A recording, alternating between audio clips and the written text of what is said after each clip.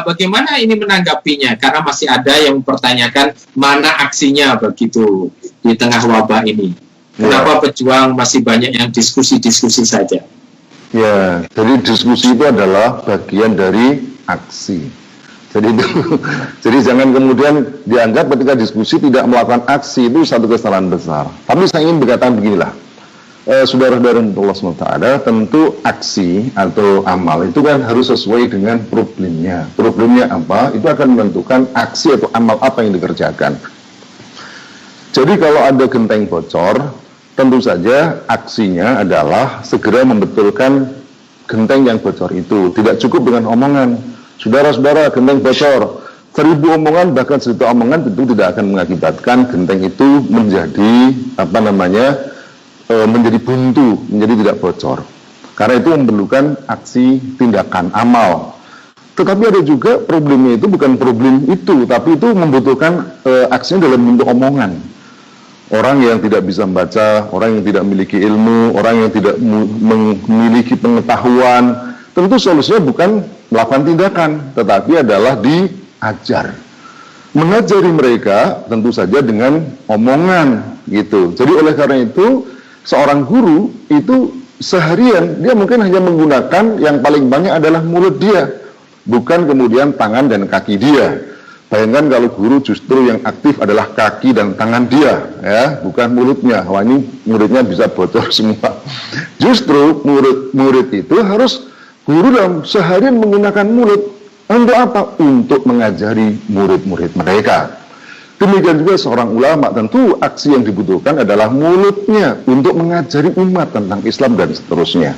Nah demikian juga sekarang ini, kalau kita bicara tentang khilafah, sebenarnya itu kan persoalan yang sederhana. Kenapa khilafah tidak berdiri? Adalah sederhananya, yakni ketika umat itu belum menginginkan khilafah, atau sebenarnya sebagian belum menginginkan. Nah berarti solusinya apa? Yang tadinya tidak ingin dibuat menjadi ingin, yang sudah ingin menjadi lebih ingin, yang sudah ingin diajak lagi berjuang. Nah kenapa tidak ingin? Berarti belum menganggap itu sebagai sebuah kewajiban. Mengapa belum mengesahkan? Mungkin belum mengetahui tentang dalilnya, belum mengetahui penjelasannya. Disitulah kemudian umat itu diajari dengan ceramah, dengan diskusi, dengan taklim dan semacam seperti ini. Jadi justru ketika umat itu belum mengerti tentang perjuangan, tentang menegakkan syariah, khilafah dan seterusnya, maka amal terbaik yang dilakukan adalah menyampaikan kepada mereka. Diskusi adalah salah satunya. Kenapa diskusi? Karena kalau mungkin ceramah dalam satu arah, orang ketika kita ceramai belum tentu langsung kemudian dia paham, belum tentu mungkin dia setuju. Maka diperlukan diskusi. Kenapa diskusi?